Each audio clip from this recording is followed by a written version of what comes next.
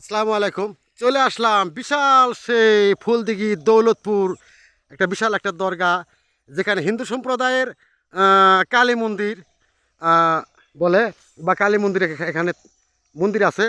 সেই মন্দিরে আমরা যাচ্ছি। সেই মন্দিরে একটা বিশাল একটা বট গাছ আছে।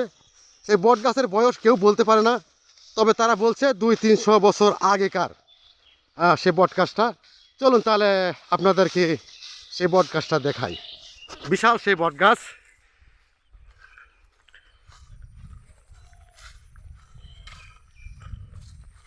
এই যে সামনে বিশাল বট গাছ। একটি বট গাছের প্রায় 40 শতক জায়গার উপর, 40 শতক জায়গার উপর এই বট গাছটা।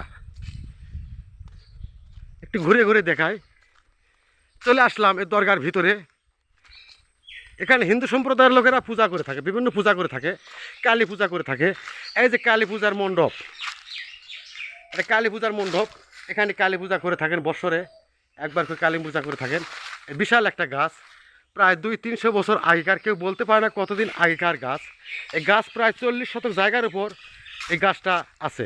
এক বট গাছে বিভিন্ন, মনে করেন যে শাখা প্রশাখা বাইর হয়ে, আচ্ছা ভিতরে আপনাদেরকে নিয়ে যাচ্ছি, সামনে উপরে দেখাচ্ছি। এগুলো সব বট গাছ, বট গাছের লতা লতা বাইর হয়ে প্রায় 40-50 শতক জায়গার পার হতে পারে।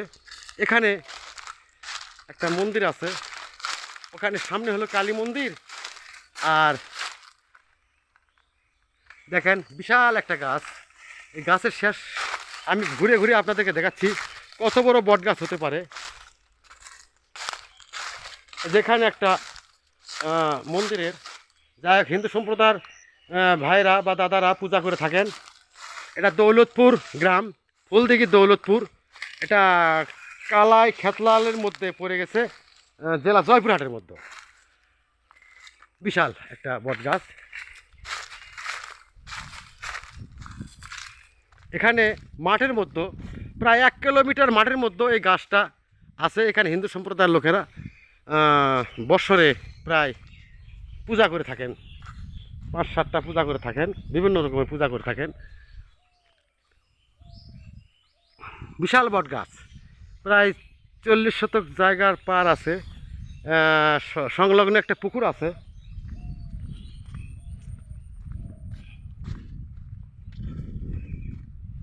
এক হিন্দু সম্প্রদায়ের ভাইয়ের সাথে কথা হলো, যেখানে পূজা করা হয়। এই বট গাছটা কতদিন আগেকার আমার বাপ দাদারাও বলতে পারবে না।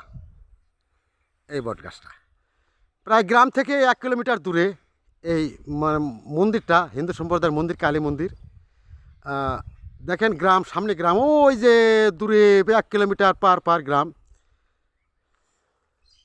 এই মন্দিরটা অনেক ভাইরা মনে করবেন যে যে হলো হিন্দু সম্প্রদায়ের মন্দির ভিডিও করে, কারণ এখানে মুসলমান হিন্দু সম্প্রদায়ের কোনো ভেদাভেদ নাই, সবাই মিলেমিশে বসবাস করি, সবাই মিলেমিশে থাকি, সবাই আমরা ভাই ভাই।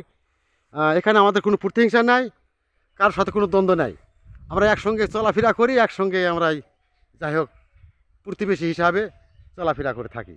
সবাই আমার এই ভিডিওটা দেখে একটু ভালো লাগলে লাইক, কমেন্ট বা শেয়ার করে থাকবেন। ধন্যবাদ।